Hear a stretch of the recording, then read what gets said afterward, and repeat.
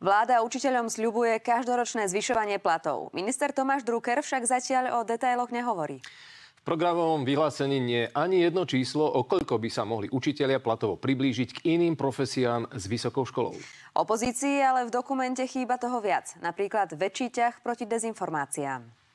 Záujem o miesto pred tabuľou ovplyvňuje výška výplaty. Vláda plánuje učiteľom pridávať každý rok. Hovoríme o každoročnom raste miest pedagógov, ale hovoríme zároveň o tom, že treba zohľadniť regionálne a osobitné podmienky niektorých pedagógov. Nie je napísané, či ide o reálnu mzdu, alebo či to bude len pokrývať infláciu. Vo vládnom programe nie je o platoch nič konkrétne, čoho by sa dalo chytiť. Chýba aj informácia, kam by sa mohli učitelia so svojimi mzdami dostať o 4 roky. Je to veľké sklamanie, pretože vlastne to nejako tú vládu nezaväzuje a ona sa kľudne môže 4 roky tváriť, že na niečom pracuje. Rozumiem tomu, že minister školstva dnes nevie garantovať rozpočet na 2-3 roky dopredu, ale cieľ mohol stanoviť konkrétne. Pre nás je dôležité, že sa nám podarilo presadiť takýto úplne určitý konkrétny záväzok, že každoročne sa budú zvyšovať tieto mzdy pedagógov. Minister o detailoch nehovorí. V hre by mohol byť napríklad platový automat alebo naviazanie učiteľských výplat na priemernú mzdu v hospodárstve.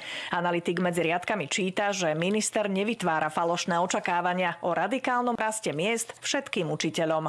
Naopak, explicitne tam uvádzajú, že sa budú zameriavať na niektoré regióny a na niektoré špecializácie učiteľov. Teda konkrétne my vieme, že nám chýbajú učitelia v Bratislavskom kraji a učitelia informatiky, matematiky a cudzích jazykov. Tomáš Drucker sa musí sústrediť aj na iné problémy, napríklad dezinformácie. Podľa Branislava Gröhlinga sa v pláne vlády o tom píše málo. V tejto vláde je množstvo ministrov, ktorí chodia do dezinformačných médií, ktorí šíria rôzne dezinformácie. Myslím si, že pán minister by sa tejto téme mal výraznejšie venovať. Sa dočítate vo viacerých kapitolách o práve hybridných hrozbách, s ktorými treba bojovať a máme veľmi určito zapísanú túto problematiku aj vo kapitole vzdelávania, že pripravíme strategickú komunikáciu na boj práve s hybridnými hrozbami a konšpiráciami. Plány z vládneho programu by mali na ministerstve školstva plniť do ďalších volieb.